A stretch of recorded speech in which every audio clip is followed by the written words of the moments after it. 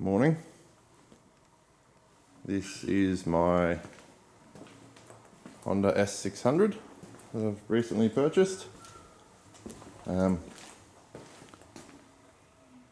a lot of these cars, when the engines or gearboxes had any issues in like the 90s and stuff, they weren't worth very much, so people would just throw the engines out and put in Datsun motors or Corolla motors, that sort of thing. So I bought this without an engine or gearbox. It came with the rear suspension, but I'm not going to use any of that. Had a full interior. It's got rust here, which is a bit grotty, but nothing that can't be fixed.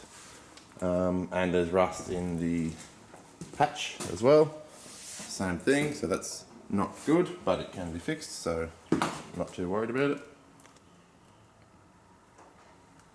The car looks pretty rough, but it's actually got fairly good bones. At the same time as I bought this rotisserie off Marketplace, which has been great already. I've just mounted it up here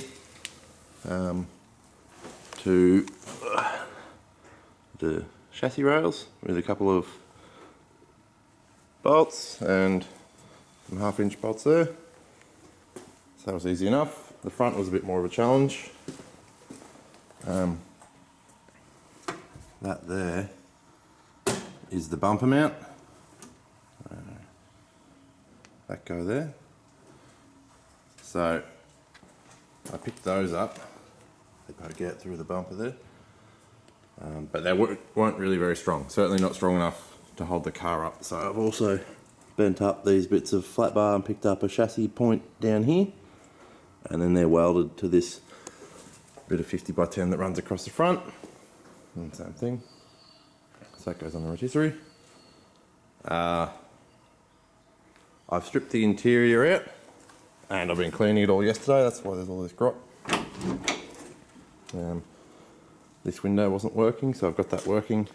It was just blocked up. I just put some graphite powder on the moving parts, and that seemed to help. The floor pans are in really good shape. There's a bit of damage, old damage there. So it might have been in a crash at some point. I mean, probably. It's a 60-year-old car. So, and this floor pan was raised up maybe 15 mil. So I just gave that a bit of a massage back down. The tunnel's had a bit of butchery in the past. So someone's brazed on this sheet of tin, and there's actually a big hole in the whole tunnel behind here as well, obviously. And they've done all this. I assume that was to try to get a Datsun gearbox to work. This car came with a Datsun A10 motor and gearbox. But yeah, the interior's really very good. I've had a few old cars. I used to have a Datsun 240Z, and then I had a early 70s Mazda B1600 Ute as projects. And I cannot believe how easily this car has come apart so far. Everything in here has come apart with just a Phillips head on the impact driver. Not one of them has seized up or given me any grief at all. I haven't taken too many fasteners off the rest of the car, but I've done a bit here and there underneath. And every single bolt, doesn't matter how old and rusty and worn out they look, you just turn them and they come out. So, I mean, I know Hondas make good stuff, but this is one of their first cars, so I'm pretty impressed with, so far, just how things are coming apart. So, yeah, this is the engine bay. It had some crap welded in there. So there was an engine mount, that homemade thing there, and one there. The cross member you can see has been cut out at some stage. focus. There we are. And there was just a bunch of other shit. There was a little, some sort of electronics box there. I'm not really sure what it was, but I just cut it off and threw it away. And just bits and pieces. So you can see where I've had the flapper disc cleaning up my welds, my cuts, sorry. There's a bit of rust here as well. Same thing, I'm not worried about that. So, the plan with this car is a CBR1100 motor.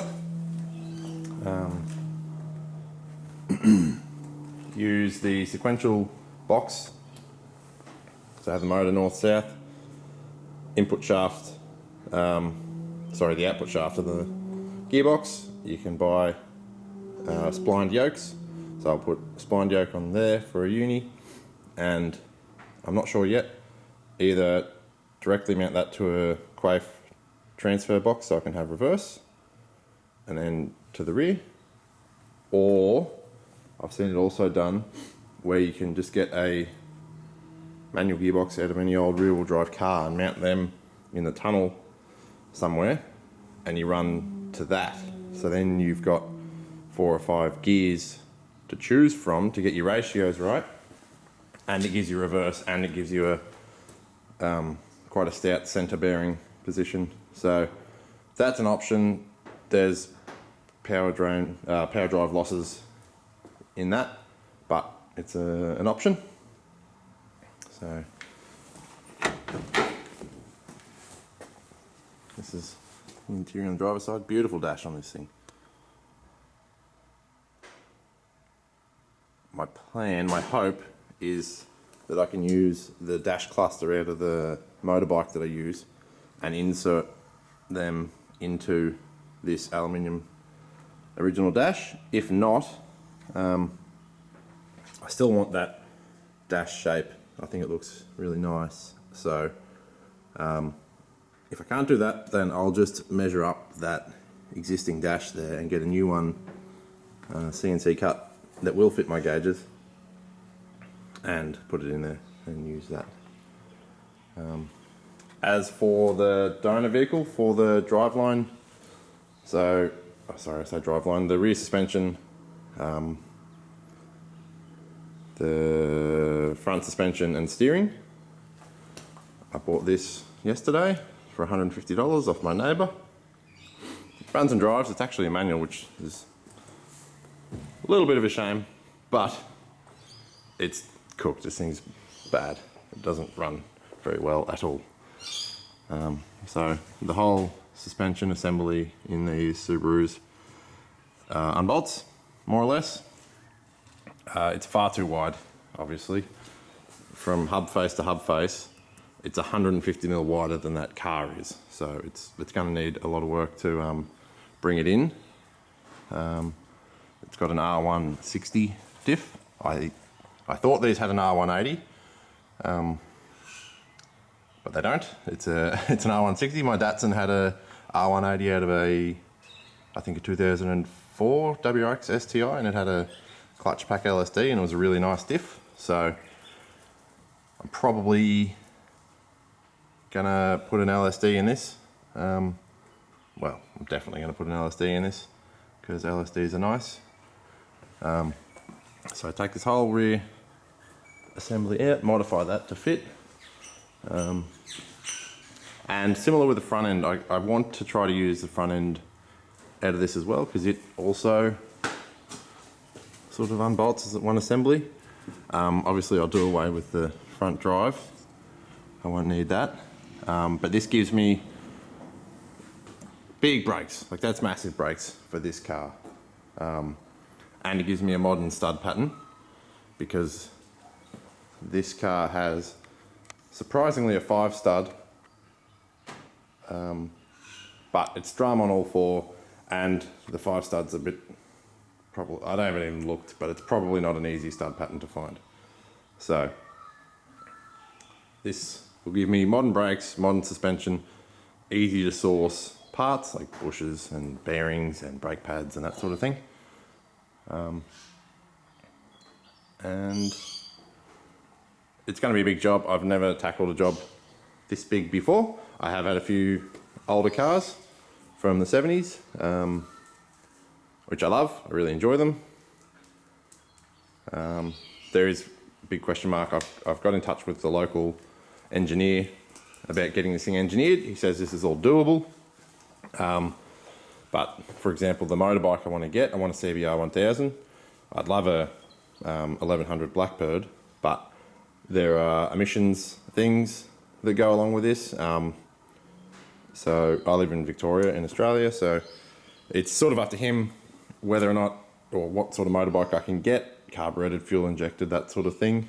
I think I would prefer carburetted, because from what I've seen, the injected motors have quite a large stack that goes vertically above the motor, which makes fitting them under the bonnet quite hard.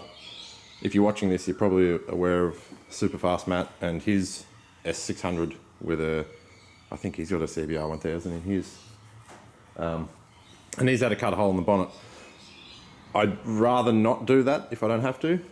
I do have the bonnet. It's a little bit surface rusty, but it's still in really good shape. So I could be wrong, but in my mind's eye, the carbureted one's more of the inlet stuff comes out the side of the motor rather than up, and there aren't, you know, injectors in plenums and throttle stacks and things like that that you have to try to work around. So I think what's probably going to happen, and it depends what the engineer says, is this will get like a late 90s CBR1000 in here, which will still have twice, maybe 2.5 times the horsepower of the original motor, so it'll still be quite stout. And it will sound great, and it will rev high, which are all things that I want. This is not a race car, this is a road car.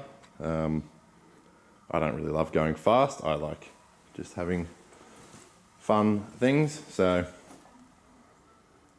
and I've heard that these things had a bit of a propensity to roll. So yeah, going fast isn't really high on the priority. But this is the first video in this series. It's going to be a long series.